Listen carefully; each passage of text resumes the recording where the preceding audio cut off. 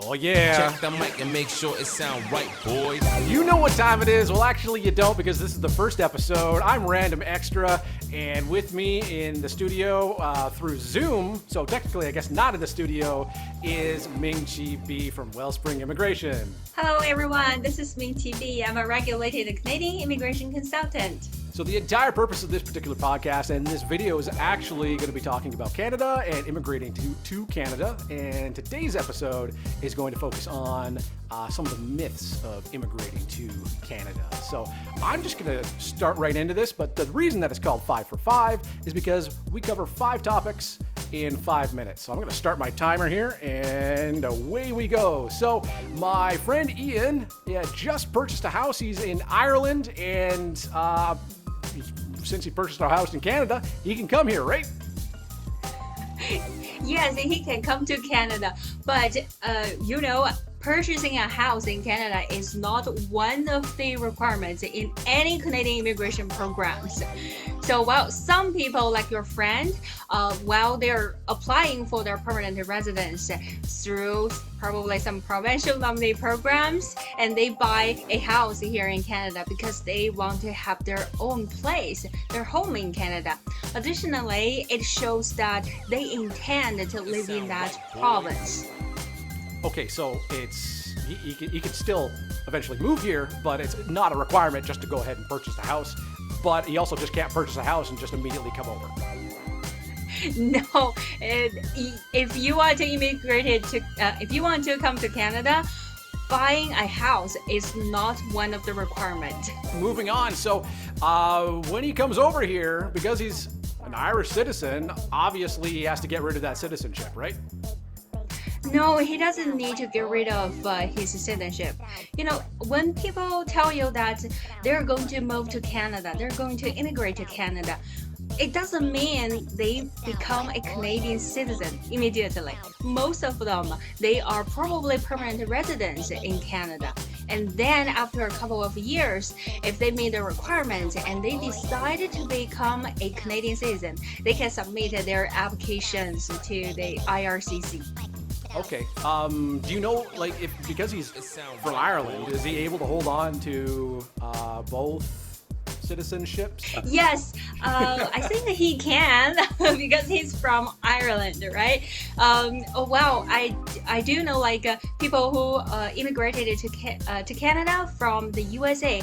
They can have 2 passports. One's from Canada and the second one is from the USA.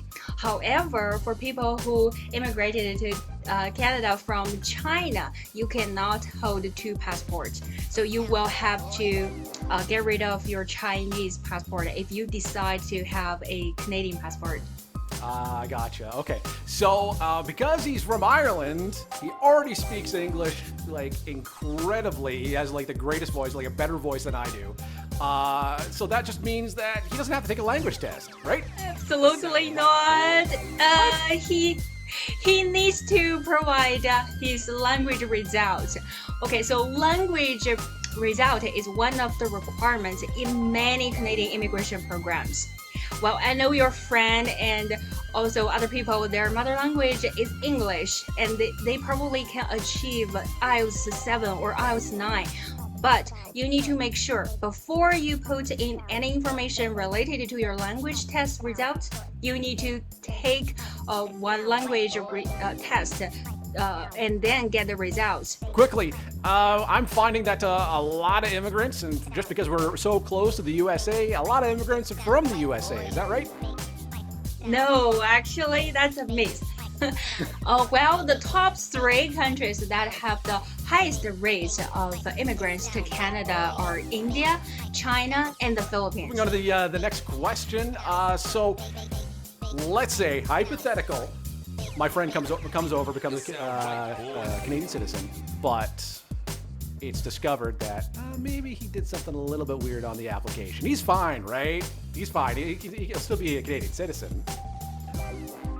Nope. If you're caught by lying or withholding any information at any stage of your immigration to Canada, like it doesn't matter it's a work permit application or permanent residence application, and if you are successfully prosecuted for this violation, you can lose your citizenship and your permanent residence in Canada.